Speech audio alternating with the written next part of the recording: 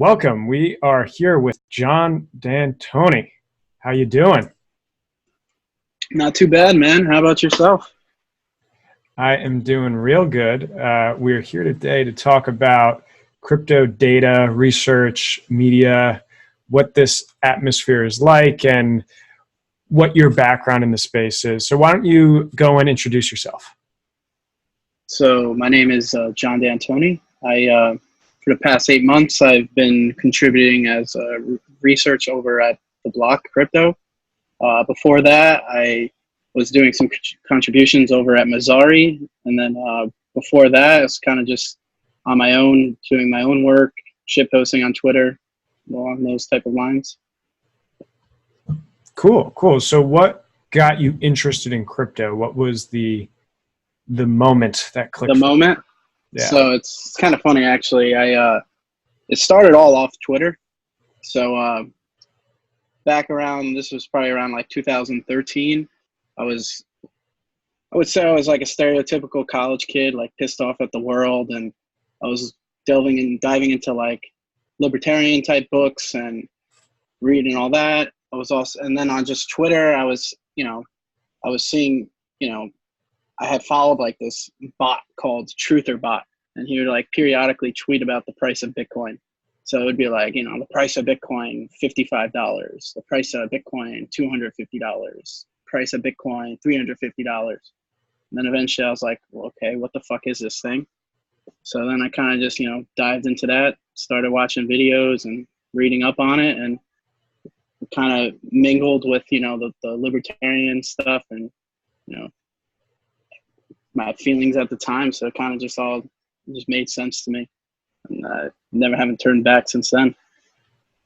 Great. And do you find yourself holding on to a lot of the original assumptions that you made when you were first getting in, or have you evolved, or, how has your development gone? It's hard to say. For me personally, I feel like my thoughts are always changing. Like one day I'll be thinking like I'm this, and clearly some things and thoughts have changed around. Whether we're talking Bitcoin or the ecosystem as a whole. When you're just looking back, it's just like, wow, like I can't even believe it's been like 6 years or however it's been. But I would say like most of my beliefs and thoughts are still the same.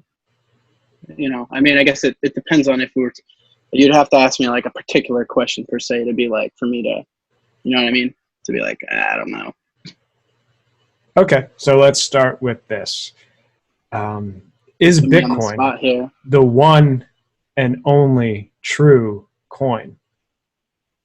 Now, what do you mean in terms of like different chains or like the forks, or do you mean like in general? In general, is this really an industry of Bitcoin, or is this an industry of crypto? So my personal opinion is right now here, Bitcoin is the one. But I don't think of Bitcoin as like this, this holy thing. I think odds are that Bitcoin is the one, but I don't like to ever, with anything in general, speak in absolutes. So, I'm not going to sit here and say that, Bitcoin's the one in 40 years. I don't even know what the hell is going to happen in 5 years, let alone, if I had to put my money on something, I would have Bitcoin as the one. But, if that answers your question. Yeah, I think this is interesting because as the industry has certainly developed, everyone can acknowledge the fact that there has been a explosion of coins that are obviously not up to snuff, that are largely scams, or of course, or just brain farts that disappear overnight, whether they were nefarious or not. But I guess really it's sort of a misnomer to try to like paint probably altcoins in that same light, when probably what most people are considering sort of the difference between Bitcoin and altcoins, they're talking about large caps. They're really talking about, Bitcoin versus Ethereum, Dash, Monero, Zcash, all these coins that definitely have communities, that definitely have technicals that support them. And so that's really the question. And it seems that as we move down the road here, there really is the question of, should sort of the industry concentrate on developing resources, whether that's media, that's research, that's support infrastructure and businesses around just Bitcoin, or is the industry larger, and is there services that can be more agnostic and do cross-chain applications? So I think this is sort of like the question that we get to as sort of, I think everyone came into, especially if you got in like before a lot of this altcoinism happening, it was very easy to consider Bitcoin the only option 100%. on the table. Yeah, and now we're here, and it appears that there are these other legitimate options. So what is your take on, if we were to put aside, the obvious cases of altcoins that aren't going to work out, like when you look at some of the large cap altcoins, is there a role for them, like a Decred, like a Monero? I think it's a fair point. I mean, the one thing I don't like personally, even if I don't even personally believe in these projects per se, like you'll see a lot of people, like they'll automatically paint all chains as like inherently it's a scam, and that everyone's just trying to scam you. And I mean, the one thing I will say is, whether you want to call it altcoins, shitcoins, whatever, the shitcoins of 2019 are, there are definitely some that are higher quality than the shitcoins back in 2013, when you got like Feathercoin and Nautilus coin. And, I mean, now I'm not to say, whether these projects are, going to be successful on their own, but, I don't think you can just paint everything with the same brush. Then going to, in terms of like research applied to this, like, I don't think you need to, like, you can be a Bitcoin maximalist. You can think Bitcoin is the only thing that matters, and that's what you believe. But you can still do research on a lot of these other chains, which is, and this was going to be going on my point in just like research in general, like, because you'll hear some hardline Bitcoiners say, "Oh, research, it's not important. All that matters is Bitcoin. You don't need to follow any of this. It's all noise." But to me, that's not a okay answer, because there is value in these other chains, and I can apply research to them and tell you what's going on. I don't have to believe in Tezos to go on the Tezos blockchain and then finding Coinbase's address and then calculating how much they're making in revenue off staking, and that's, something that people want to know. It's, to me, an important question. Like, what revenue are they making on this service? Is this service needed? Are they going to pull it? Well, you do research, and it's the same thing. Like, you don't have to think that, you can have your, disputes over, BNB, Binance coin, but you can still, you can calculate what their trading fees are, what their revenue are. Same applies to Leo, so you don't have to believe in these coins intrinsically, but you can still do research on them and find, answers that some people want to know, so that would be part of my answer on that. Yeah, I think you put the right light on it. I mean, whether you believe totally in Bitcoin or not, these are experiments that are testing a lot of different hypotheses that are out there. And so, for instance, we have the ability on BTC to create like omni tokens like Tether, or there's going to be more utilization with sidechains that are coming out in the future. The ability to learn from the experiments that happened like on ETH with all the token development or other blockchains, that's incredibly valuable to understand. Like, one, I mean, I don't think anyone had a conception of like what the legal environment was going to be for these types of things. I mean, let alone just creating your own new blockchain, but putting these things out there as whether they were utility or they're security tokens.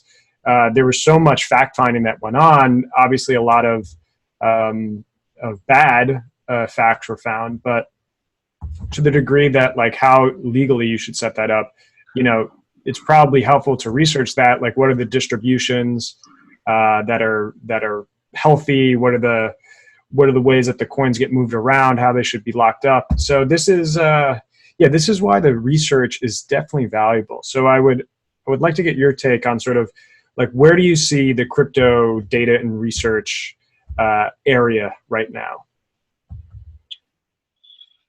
Right now, I mean, I would say, obviously I'm going to say like, Block's doing it pretty well. But in terms of, I think like every day, like things are getting like better, like I see with some companies in terms of like pulling data and analytics together, and like it's getting better and better. And I think like, as you will see over, I would say within the next year or two, probably a year, like you're going to see, I think some of the data and some of these metrics we're going to have is going to be even better. But I don't know, in terms of, was there anything like specific you were, in terms of that question? Like, sure. Like we can get more specific. Like, I think you're right. Like, we've never had more accessibility to data, to verify, to fact check. I think what maybe I want to clue in on is, okay, now we have the pile of data. We also have the people that are now explaining the data to a lot of the people that aren't doing the due diligence themselves. And so how do we think about the explanations of what this data means? And I think also a next step of, when you start to see a lot of these sort of adjusted, these ratios, these sort of convoluted calculations that go on, how does that start to play in when we're getting away farther from the raw numbers and we're getting into more sort of opinionated discussion? Yeah. So, I mean, my personal opinion on that is like, with anything, you have to like for me personally, like when I try to do my data, like I try not to do like those type of metrics, or I try to just things that aren't considered, things that people don't like, dispute over, where, it's agreed upon that these are, good data points. And that's what I'll normally use. And then just kind of tell you what the data says, rather than trying to, because that's the thing, like with a lot of these metrics, like they're, it's kind of a lot of theory, and, so in my opinion, it's better to kind of stay away from that. But I mean, obviously people want to develop more of those, but that would be my like main opinion on that. But sure. I don't know. What do you think? I think that there's definitely some fanciness that perhaps is going on with some of the data that is giving way to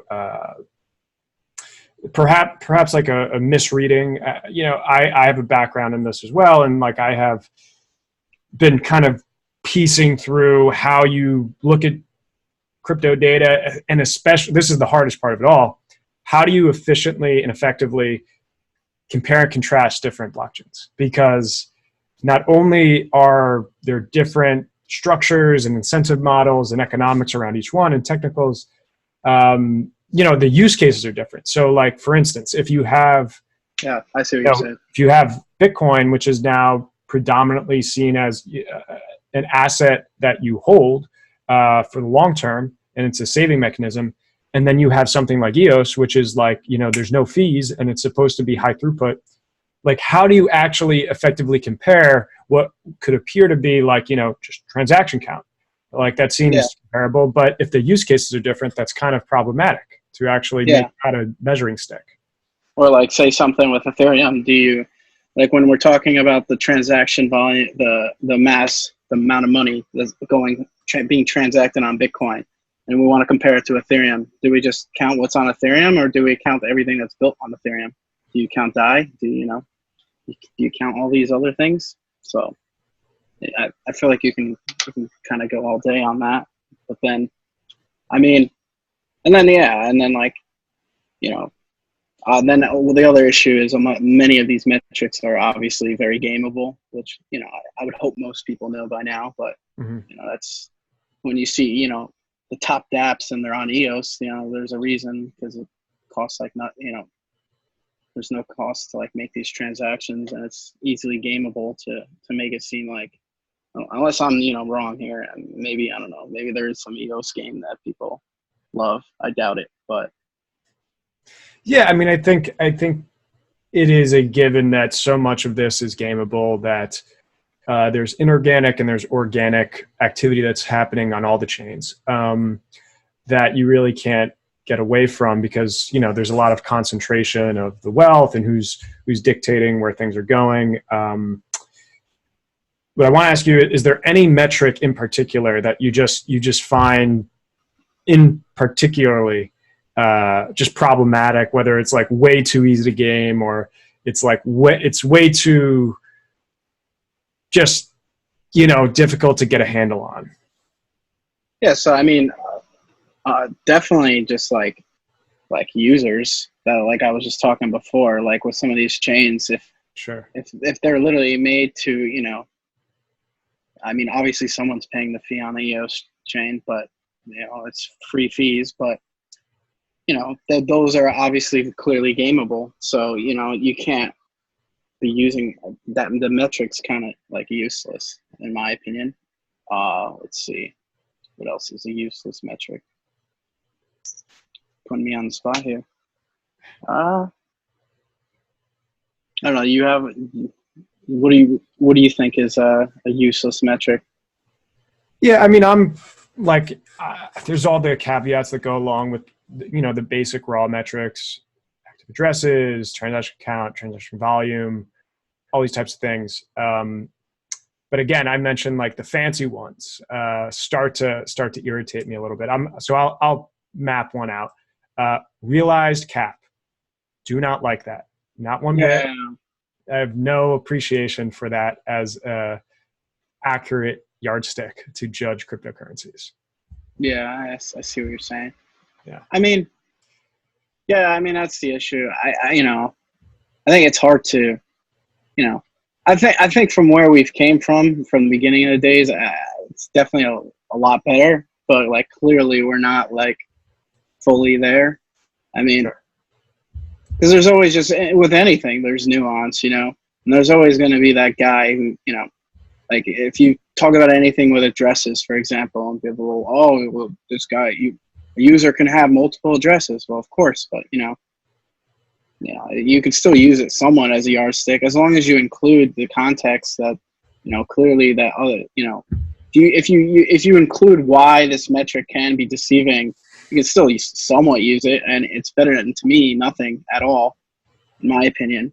Or like, I mean, like I don't necessarily agree with like when people, even if I'm a fan of or optimistic about Lightning Network, when every time people are like, oh, you can't include these nodes because there's some of these nodes offline. It's like, well, it's still, you could still use it. Like, I mean, sure, I bet there is a nice, percentage that you are offline, but I highly doubt it's, some significant amount. I mean, maybe I'm wrong, but, so to me, like, people, I don't know if that answers the question, but. Yeah. No, I hear what you're saying. For the folks at home that aren't aware of realized cap, real quick, I have the definition up here. It is defined as the sum US dollar value based on the US dollar closing price on the day that a native unit last moved, i.e. last transacted, for all native units. So this is really saying, and this is how I'll describe it to get my point across. What it's really saying is, if we were in the stock market and we were judging the market cap of Tesla, we would judge the realized cap by, applying the price of when a certain Tesla share last moved on the market. And then whatever day that was, and whatever the price was of that day, we would then calculate that, add it all up. Oh, and then here is the realized cap. I think that is, I'll go on the, stance and lay it down that I would not use this, even with caveats, even with assumptions. I don't know if this actually communicates something of really useful value, because ultimately it's sort of confusing the relationship between what market cap is trying to say, which is basically the what is the total worth of this blockchain, and what realized cap is trying to say, which is, oh, this is the adjusted, the actual factual worth of it, once we take all these considerations in. I think that's what it's communicating out to people, especially to folks that aren't doing the background research. This is going out there, and this is sort of putting forth a view that perhaps a coin is less or more than it is, opposed to how I think, from another viewpoint, you say people are always acting with the price information at the given time. So it's erroneous to assign like a price value of a past date to someone's shares or units of Bitcoin that don't have any bearing or rationale in the current time. So that I'll go on the offensive and just say I would not use that as a metric, no matter what the caveats and safeguards I put in. What do you think? Yeah, no, I mean, I see what you're saying. Like, that's the thing with like a lot of these metrics, just in general. It's, there's a lot of nuance. So you could say, well, this, that, So it's kind of tough to. I think what a lot of people are trying to do now is they're just, work with what they have, and then there's other people who like they want to be known for creating their own little their own metric. It's like the stereotype of a crypto researcher. They gotta working on mine right now. No, there you go. Not really. Can you reveal it? Do you have the secret? We're gonna reveal it after this commercial. Okay. After a few more of those, whatever. What are you drinking? What do you got there? It's not a fan, actually. It's some cider. It's like a pumpkin cider. Okay. Very fall. Very. I would not prefer this brand though. Okay. It's not too good. Do we have the vape pen at all? Is that in the vicinity? Of course it is. There it is. Are we going to get a vape cloud in the mix, or? We already have them before. We weren't paying attention. I wasn't. There we go. That's what the people want to see. Oh, okay. That was a little one. That was a little guy. I told you the clouds aren't as big anymore. I got the small vape. Government, man. Regulations. Gotta take advantage of this before it's banned. Yeah. I was losing some of my libertarian ways, and these recent bans are bringing me back. Reminds me why I started out there in the first place. There you go. Protect the vapes. I'm a very libertarian oriented guy, but I will say, this is like the least concerning issue. This is pretty important, man. Yeah. I am so like I don't like the government overreach, but if there's something they had to ban, like I'm actually cool with the vapes. I am trying to get through on Twitter that vapes, for purely aesthetic reasons, are not good. They're not great. Hey, man, I never said it makes me look cool. But the thing is, they're going to come for your jewel first, and then they're going to come for your Bitcoin Cash next. So. Oh, no. That's a good point. That's a good point. I hope it happens. We can't let the first casualty of war go down. No, but I'm fine with the private, use, what you do in your own home. I've been scarred by so many interactions on the sidewalk or in like public transportation of just reckless people just ripping it out, just vape clouding into the public, areas. And I'm like, that's why I had to get the smaller one, because the cloud was too obnoxious. Yeah, like I don't want to be visibly inside your mouth fart. That's how I. Yeah.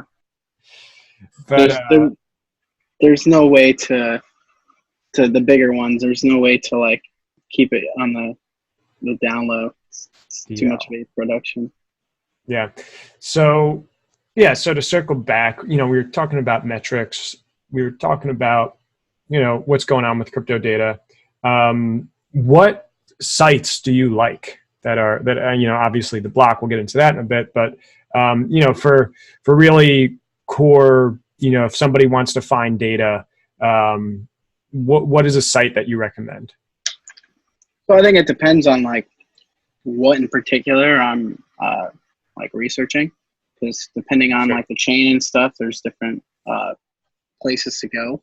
But as for generics, like I love coin metrics in terms of like if I'm looking for, like the price. What else we got? We've got coin metrics, coin gecko, there's a coin API. There's a few others that I also use. Then it depends too. Like if we're talking a specific blockchain, I'll use like, sometimes I do work on like Tezos, for example. So there's like a block explorer called TZ Scan, gives me like some decent information. So, and then like if we're talking Ethereum, like I think off the top of my head, like DApp Radar Scout is really good. I like them a lot. One thing I don't like about Scout is they don't let you extract their data very easily. But those are just like a name of just a few that I personally use on a regular basis. Cool. I'm sure that will help some guys out there that are looking for better ways to do some research on their own. But anyway, can you tell us more about, what does the block have waiting in the wings for us? What's the hot thing over there? So before I even get into that, like if Sure. anyone's actually interested in seeing if they want some more research tools, Steven, he works for the block. He made a very nice list where we have like a whole list of all, everything. So if you search just the block crypto and search like research tools, you'll find it, and definitely be helpful if you want to use it. And then as for the block, we recently came out with the block daily. So mainly what a lot of people were complaining about, we can get into a different discussion on that, but in terms of the price of the Genesis research product. So what the block daily is basically doing is the block daily is more for journalistic like information, but so with the block daily, it's more for like say a retail user, someone that wants deep dives on like a journalism side. And then there's also like smaller on occasion some smaller research data pieces. So if in my mind, if you're like very interested in cryptocurrency, and I know from experience with a lot of working with some of these people, they're very hard workers, and really especially on our journalist side, like they really on the industry in terms of talking to some good sources and people. So it's a great way to get information that is very deep into the industry. Cool. So what's an example of an article that they'll be able to find if they subscribe? Sure. So Steven just came out with a piece that is basically on DAI. So he mapped it out and basically like wrote on all the different types of DAI. There's like, I don't even know how many right now, like 6 or 7, like C DAI, R DAI, and basically went on like he does like an explain it like I'm 5 type of thing, where explains all the different versions, and then also like gives a little map visual of like seeing it, so you can visually see like how this all works. Cool. So where do you think the block differentiates from the rest of, there's researchers, there's crypto media out there, like, so why should someone come not only read the block but subscribe to this package? Well, so first, I guess it depends, like if we're talking block daily or just the block in terms of like a free content or on our research side. I think we're trying to be kind of like a Bloomberg in terms of like crypto information. Sure. I think the other thing that some people don't always realize is I think one of the biggest misconceptions is that we're just media. Like that we have like a whole research team. We have researchers. This is for not daily product. I mean sometimes, but this is mainly I'm talking on behalf for like the Genesis product. But in terms of Genesis, we have very team of researchers, and that some worked traditional finance and doing equity research beforehand, and we're now doing crypto. And I think that's the biggest thing I always see on like Twitter. They'll be like calling people like they assume everyone at the block is a journalist. It's like no, So I think that's like the biggest misconception, because then sometimes people see this product that's like $1,000 and they think it's a $1,000 journalism paywall, and that's not what it is, because like you'll see like people complain about like all $1,000, but if you compare it to like other research groups like say Delphi Digital, I'm pretty sure they charge like close to like $10,000 for the year. You don't see people like saying, "Oh man, $10,000 paywall! Like what is this?" But I mean, that's what I would explain the block as. Is I think it kind of mixture of, so like I have on the journalist side, and then at the other point we have the researchers, and it kind of all just commingles together. Yeah, I think that's a good explanation. It's definitely hard to do good journalism in the space, especially of any media company, without having a core competency in sort of the data and the research part of it. Yeah, because that definitely a lot of times sometimes if you're coming into this space and you don't have like a research background, or don't have a good, not even just research, just background of just the industry as a whole, and being some time experience in it, sometimes they'll have trouble picking what is worthy of news or not.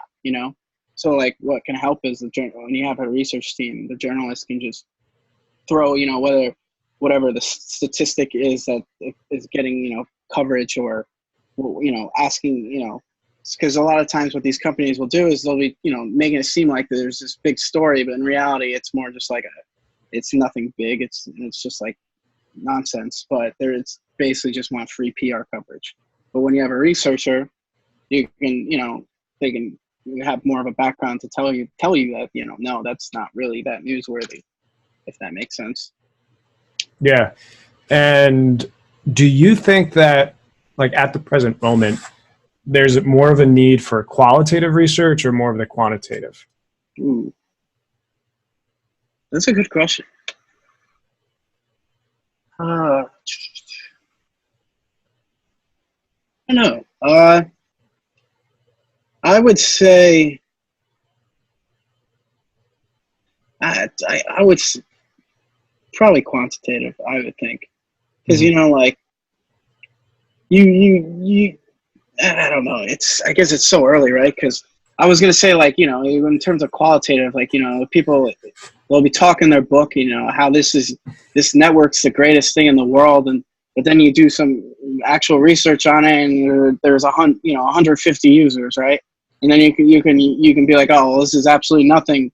But then people can also, you could say respond saying, well, that's not fair. This is too early in this technology, and you can in 10 years span, you can look like an idiot for saying, oh, there's only this many users, blah blah blah. But I mean, I would say I guess a mix of the two. If that's like, I don't know if that's like a cop-out answer, but oh, it's definitely a cop-out. But yeah, it definitely is. No, that's fine. That's fine. No, but you're right. We need balance. For me personally, I try to stick more to quantitative. I would say, just to me, because that's like easier. I could just I don't have to write that as much. Like I could just write what the data is telling me, and I don't have to write up a story or You know what I mean?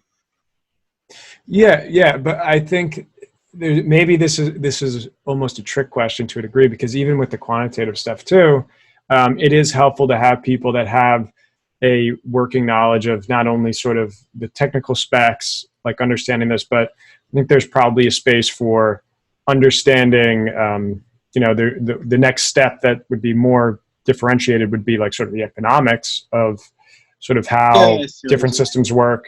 And then especially too, the next step would be like basically like a historian of the industry, because Yeah, what that's I a good often point. see, well, yeah, what I often see is, especially I talk to quite a few of burgeoning sort of young guys that are trying to break in, like, oh, I love crypto, I want to be an analyst, or I want to do this, I want to do that.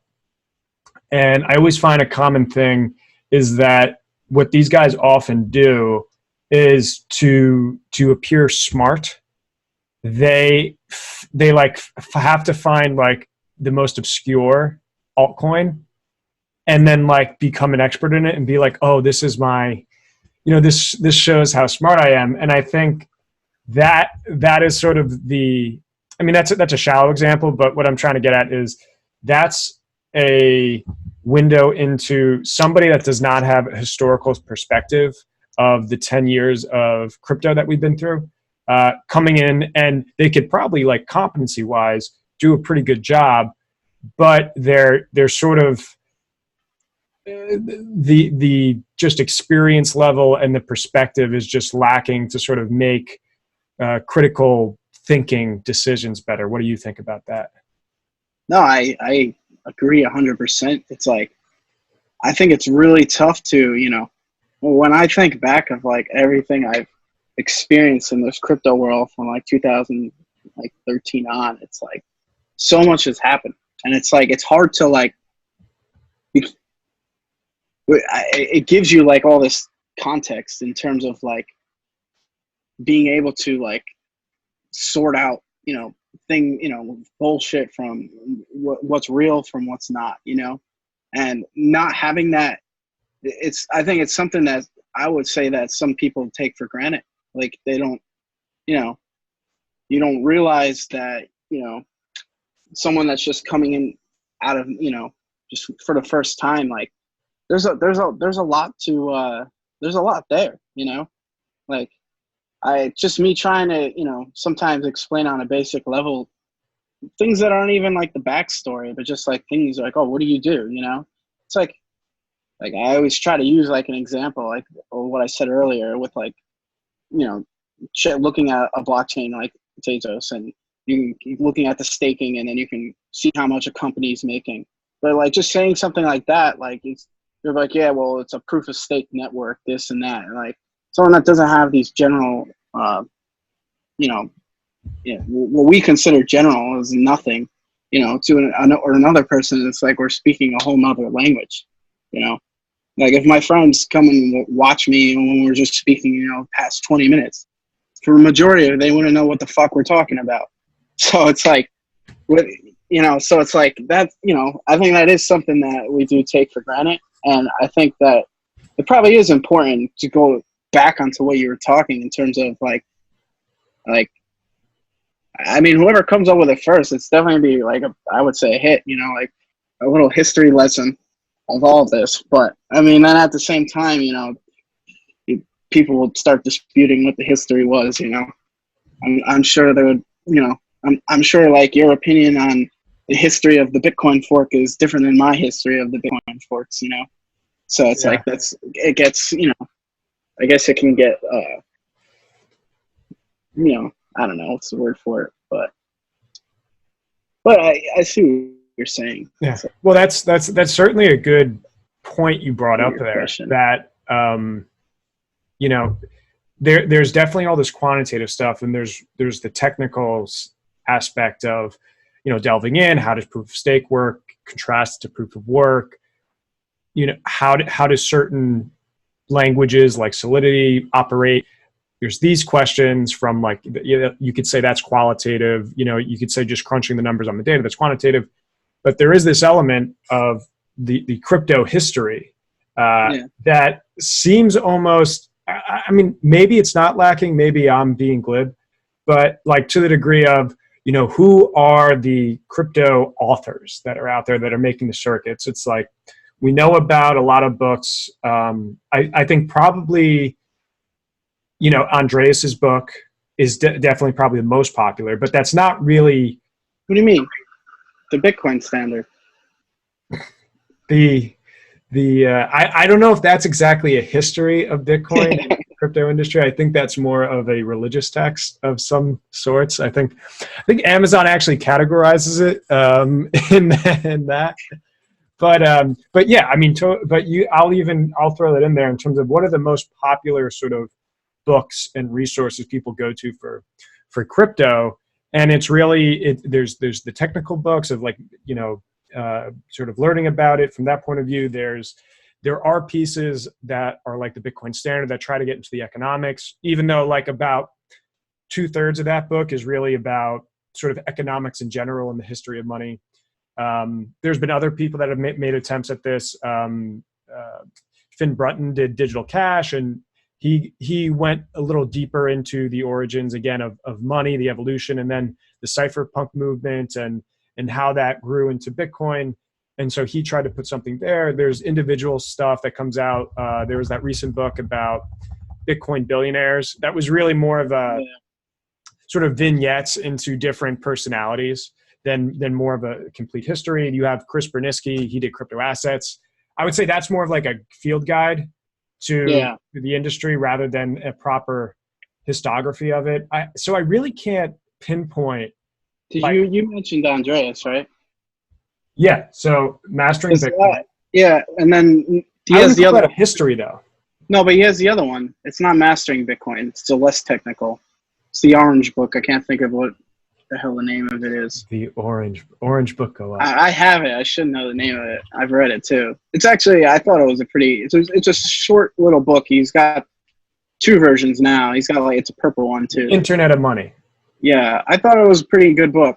It's a book I would like. I've given to some of my friends who have never heard of the thing at all. I mean, I thought he did a pretty good job at like explaining the whole concept.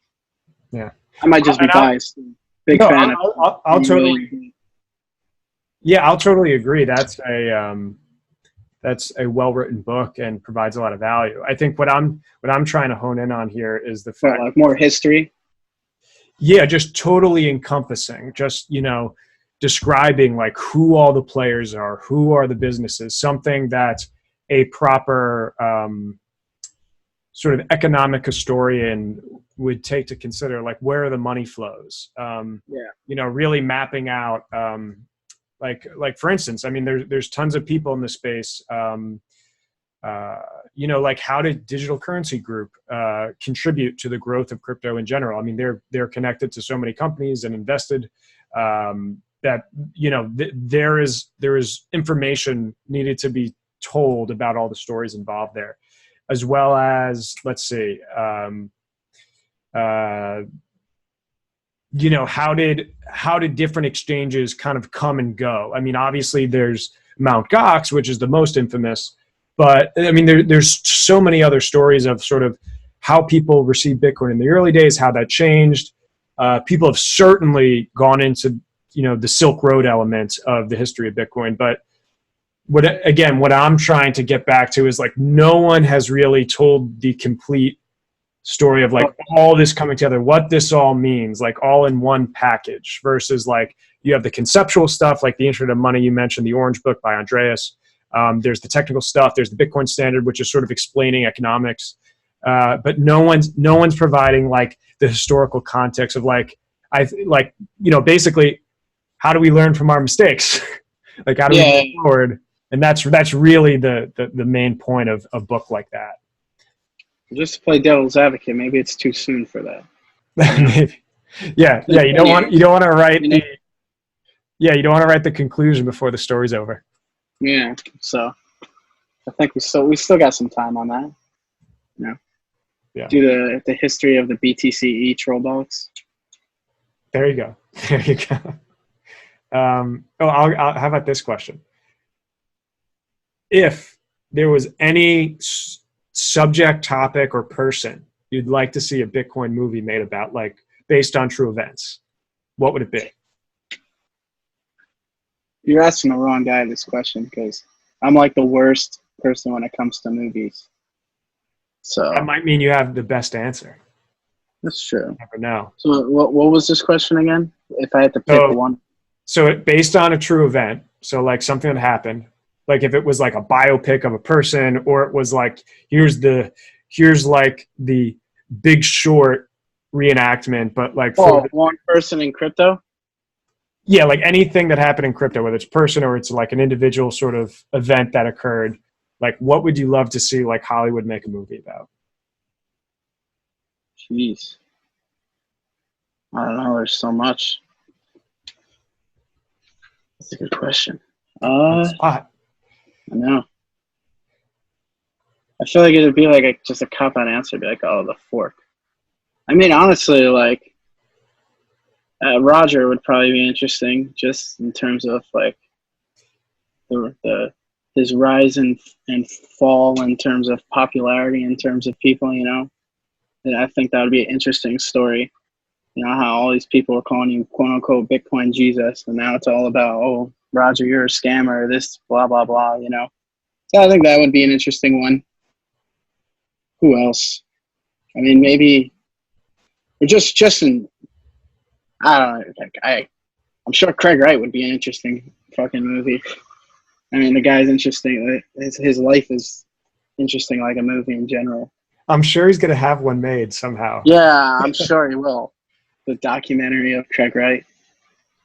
Yeah, that's going to be something. Yeah, there's a lot of stories out there. I think the Roger Ver one is certainly, you know, he has some of the most revealed persona in the space. If you think about like how much information do we actually know about some of these people, it's like, you know, we know about so much about Roger from his early days, you know, the sort of libertarianness, the sort of journey through crypto. So he has a lot of material to work with, certainly. I guess maybe this is a cop-out answer for me if I were to provide one, because I believe it's already getting made, but the whole John McAfee saga, oh yeah, I mean, is certainly something that has not lacking. Yeah, that guy is. Yeah, I don't think there's like a more interesting man in the world. Honestly, that guy's something else. It's the only thing you can explain it. Like every time I watch him, like him putting up a feed or something, like, this guy is literally like a movie, you know? Yeah. Like I can't picture being John McAfee, you know? Like, what do you think he's thinking of right now? I don't know. How about this? Chat, people on Twitter, when you see this, tweet at us. What is John McAfee thinking? Let's see your response. I'm sure you'll be able to find an answer that we can't even better. Make sure to tag him. Yeah, maybe this is, I'll throw this out there. A wild card, a dark horse movie contestant. The journey of Kevin Pham. Oh yeah. I want that movie. Kevin, if you're listening.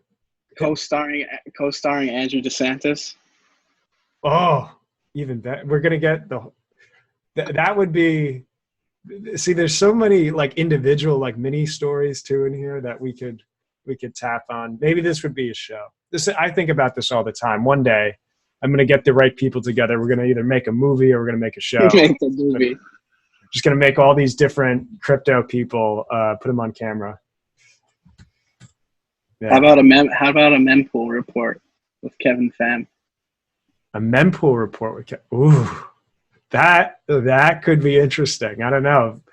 Mike in Space might feel some pressure about that, but we'll see. We'll see. No, with both of them. Oh, okay. So you weren't advocating for a replacement? Nah, of course not. Okay. Justice for Mike in Space. Good. Yeah. Oh, speaking of, as we wrap up here on that note, that just reminded me, The Justice for DDoS movement is a very strong campaign. Do you have any closing thoughts now that justice has been served on that whole charade? I basically have two thoughts on 2 words for that. And just Sure. free do this. Free Dudas. Okay. I think there's nothing more to say there. Everybody, free Dudas, justice for Dudas. Make sure to check out the Block, everything it has to offer, their new product, the Block Daily, and make sure you follow John here on all the platforms. John, do you want to throw some plugs out? Yeah, sure. If you want to follow me on Twitter, just look for Dantoni, DANTWANY. Give me a follow, follow back, maybe. Maybe, guys. He will follow you back, maybe. Well, anyway, thanks for joining us, and everybody stay spicy.